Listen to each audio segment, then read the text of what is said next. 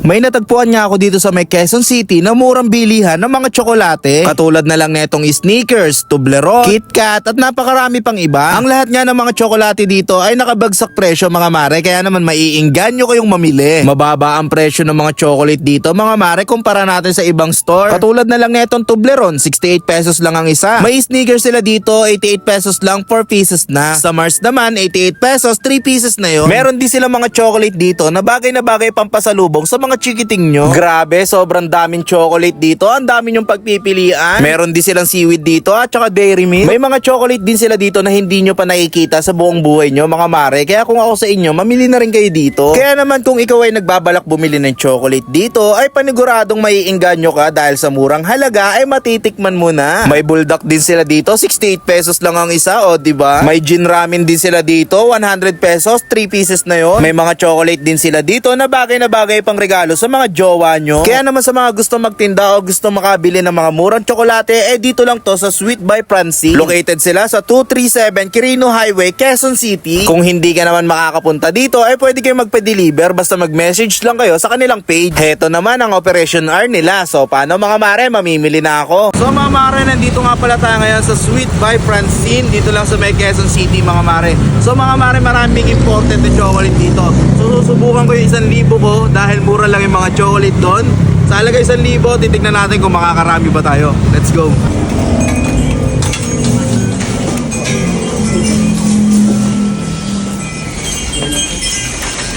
Let's go. Ito nga pala yung unahin natin, yung almond. 2 piraso, 108. Siyempre kukuha din tayo ng mga ano dito, ng mga pangjowa natin. 118. 1 piraso nito. Laki niya, no? Kuha din tayo na itong isa nito. Yan, 2 na yan. Siyempre kuha tayo ng sprinkles, 60 pesos. Ditong cookies butter. 2 na, 88 lang. Kuha tayo dito ng Korean drinks. Naka 3 piraso na siya, 98 pesos lang. Kunin natin lahat ang green apple. 3 piraso. So ayun mga mare, bayaran na tayo. Tingnan natin kung magkano ang abutin.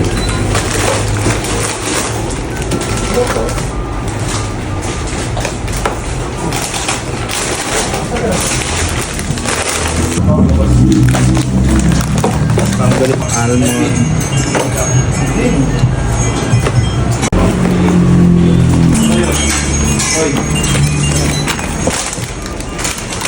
Tapos dito rin mo nga po bibili mga resellers. Oo, may sobra pa ako. May 22 pesos pa akong sukle mga mare. Ano kaya pwedeng bilhin? Uy! Chocolitos? Magkano to ma'am? 20 po. 20? May sukli pa akong 2. Pamasahe ko na yun. Tip po na sa amin, sir. Agi pula. Kaso burakot yung pumunta eh. Oh. Ito mo yung bayad. Ayan o. So mga mare, ito naman yung mga titikman natin. Ayan oh, grabe. Napakarami kong matatamis na kinuha. Sintomis ng pagmamahal ni Mako. Yun o. Siyempre bago mapunta to sa mga papasalubungan natin, titikman muna natin, di ba? Ganon. Kailangan nauuna yung burakot bago yung mga manghihingi, di ba? Ayan oh. Ano to? Sneakers. Sneakers. Grabe. Ano? Ayan yung 88 pesos no, 3 na. Mismo. Ito naman yung chocolates nila, 20 pesos. Ito yung dahilan kung bakit nakumpleto yung 1,000 natin. Yun oh. Kasukli ka pa kandos eh. Napalaki yata. Ayan oh. Yan, para siyang, sprinkles? Sprinkles nga. Yan. Sprinkles? Sprinkles? Talagang panalo. Adorable nila mga mare. Adorable. Yes, 118 pesos. Isang ganito na siyang malaki. Bale, ito yung parang ice cream na chocolate. Ayun o. Ayun nyo ha. Uy! Tapos, ganito yung laman niya. Ang Yan, parang cute. ice cream. Yung laman sa loob oh. nanunuot. So yun mga mare, sa mga gusto makatikim ng mga imported na chocolate pero affordable lang din yung presyo, puntahan nyo na ang Sweet by Francine dito lang sa may Quezon City mga mare.